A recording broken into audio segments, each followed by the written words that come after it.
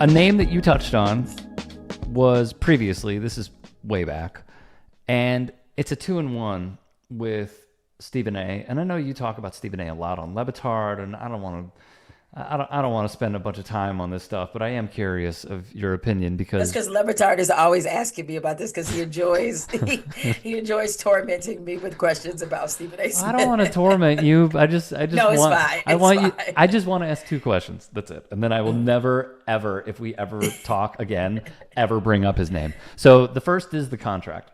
Him and McAfee had it. If it really did feel like a race to who would be the higher paid employee at ESPN. He got 5 years, 100 million. My entire theory, this interview is not about me, but here's my 2 cents. My entire theory is this, Jemele. It is that I personally feel like ESPN has lost so much in the past few years that they really had no choice but to try and please their cash cow as much as possible. The golden egg, is it? Golden egg, I think. Is that the word I'm Uh, looking for? uh, Star. They're trying Cash to keep their cow. star like happy. Okay. And Right. because he's attached to so many different programs, they really were handcuffed. So considering the contract, this feels like an unfair question, but do you think he's worth it considering where ESPN is now and he's pretty much the face of the network? Oh, I think he's actually underpaid. Um, Oh, okay. yeah, I do. And well, you have to. It's what you said. Is like this is.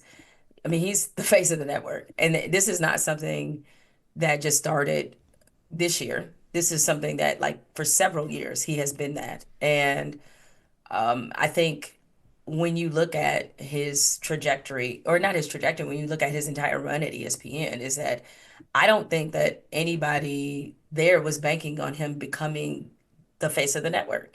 Um, and it happened through his own, hard work and him being somebody who's able to cut through and registers with people. When I was there and they did, they commonly did focus groups, and he was always in the top five of being the most recognizable face there. And when you have that kind of cachet and leverage behind you, they got to pay you because, like, they want people to watch. They want people to watch people that make them watch television. That is the entire goal. And, like, he is a ratings driver. And because he's a ratings driver, he that makes him an extremely successful for the corporate objectives of ESPN and Disney. Because people have to remember is that um, ratings are one thing, but what's even better is when you have advertisers that want to work with you and want to work with ESPN because you're there. And you're an advertiser, you can tell them, hey, I want notice how many commercials that Stephen A is in. There's a reason Mm-hmm. for that.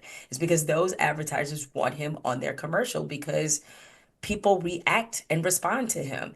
I'm not saying, the response isn't always positive. No, but the fact is that if you in a public that is constantly having their attention, we live in an attention economy. That's what we're in. Yes.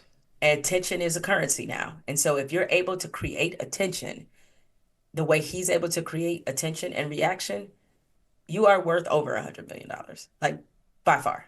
Mm-hmm. Like, I don't think. I mean, and you have to compare him to the other personalities that are in his class. Like, we're talking about Sean Hannity. We're talking about, um, you know, Laura Ingraham. Like, some of the people at Fox. We're talking about Robin Roberts. Like, this is a upper echelon class of broadcasters, and this is the kind of money that they're able to command.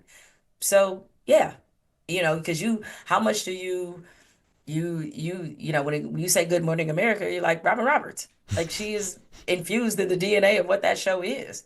And so if Robin Roberts leaves tomorrow, like, there's gonna be a lot of people that don't tune in because how much they love Robin Roberts. And it's the same with Stephen A. Smith. It's like, what is First Take without him? Mm-hmm. And that's a surprising turn probably at the network because that was Skip Bayless's show. That was his identity. And to have somebody as known as Skip Bayless leave the network and the show does better when he leaves with Stephen A in charge, I mean, gotta pay that man. Mm-hmm. Quick sidebar. Gotta pay that man. Quick sidebar. Did you see his jubilee? No, I don't, I'm good. Okay. It's like, Great answer. I did not see it. Okay. It was him I joke. debating And sports. again, that is nothing. I mean, conceptually, that makes a lot of sense because as someone who did debate TV for quite a while, is that, Yes. people often say to you, like, I want to see you debate such and such, and you can't debate me. And it turns into this like weird sort of competition where they want to see you go off, I guess, on a debate tour, just debate people. It's like, for Hmm. what? For whose entertainment is that? But no, Theirs. I did not. Yeah, for theirs, like really, I'm like, why? It's like it's not like these people are going to be leaving here with changed minds. Like you're not accomplishing anything. You're just screaming at each other. It's like, who cares? Totally. You know.